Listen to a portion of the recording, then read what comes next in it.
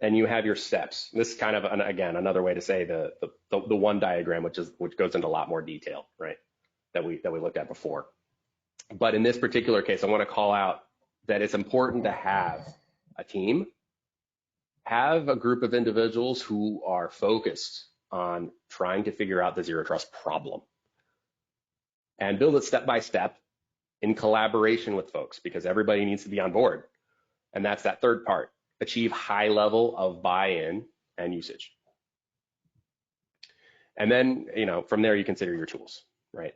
Especially identity management, because that's where it all starts. So knowing how what does your identity management broker look like? What is the tool stack you're using? Are you going with Active Directory and single sign-on through Microsoft, for example? Understand that paradigm, and how does multi-factor play into it? How does that tie into role-based access? And then, from there you get into defining your roles, building out who needs to be an administrator and who doesn't, who needs access to what. And administration, by the way, looks very different in a zero trust environment. What are you administering, right? There's no I won't say there's no, because there's still system administrators, but it looks different. Excuse me.